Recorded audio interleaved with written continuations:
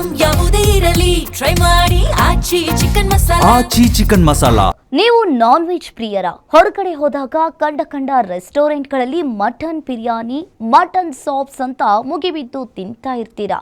ಹಾಗಾದ್ರೆ ಈ ಸುದ್ದಿ ಖಂಡಿತ ನಿಮಗಾಗೆ. ನೀವು ತಿಂತಾ ಇರುವುದು ಕುರಿ ಮಾಂಸನ ಅಥವಾ ಬೇರೇನಾದ್ರೂನ ಅನ್ನೋದನ್ನ ಒಮ್ಮೆ ಪರೀಕ್ಷಿಸಿಕೊಳ್ಳಿ. ಯಾಕಂದ್ರೆ ಸಿಲಿಕಾನ್ ಸಿಟಿಯ ಹೊರವಲಯದಲ್ಲಿ ಮಟನ್ ಹೆಸರಿನಲ್ಲಿ ದನದ ಮಾಂಸವನ್ನ ನೀಡ್ತಾ ಇದ್ದ ದಂಗು ಬಡಿಸುವಂತಹ ದಂಧೆಯೊಂದು ಈಗ ಬಯಲಾಗಿದೆ. ಮಟನ್ ಊಟ ಆರ್ಡರ್ ಮಾಡಿದವರಿಗೆ ಕಾದಿತ್ತು ಶಾಕ್. ಗ್ರಾಹಕರೇ ಕುರಿ ಮಾಂಸ ಅಂತ ನಂಬಿ ತಿಂದ್ರೆ ಸಿಗುತ್ತೆ ಬೀಫ್. ಮಟನ್ ಹೆಸರಲ್ಲಿ ಗ್ರಾಹಕರಿಗೆ ಬೀಫ್ ತಿನ್ನಿಸಿದ ರೆಸ್ಟೋರೆಂಟ್.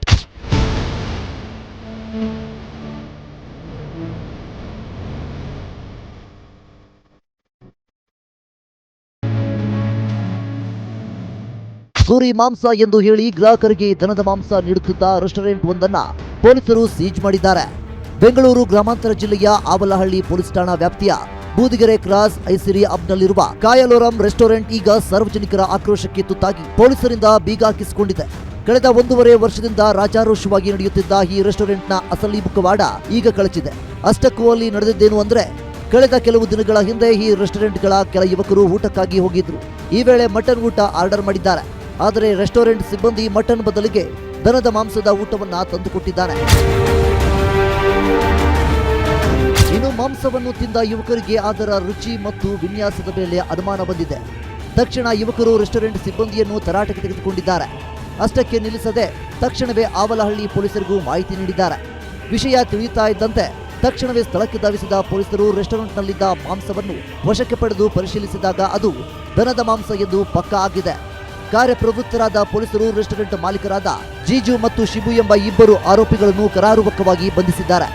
ಪೊಲೀಸರ ತೀವ್ರ ವಿಚಾರಣೆ ವೇಳೆ ತಾವು ಮಟನ್ ಹೆಸರಿನಲ್ಲಿ ಬೀಫ್ ನೀಡುತ್ತಿರುವುದಾಗಿ ಆರೋಪಿಗಳು ತಪ್ಪೊಪ್ಪಿಕೊಂಡಿದ್ದಾರೆ. ಸದ್ಯಕ್ಕೆ ಪೊಲೀಸರು ಕಾಯಲೋರಂ ರೆಸ್ಟೋರೆಂಟ್ಗೆ ಬೀಗ ಜಡಿದು ತನಿಖೆ ತೀವ್ರಗೊಳಿಸಿದ್ದಾರೆ.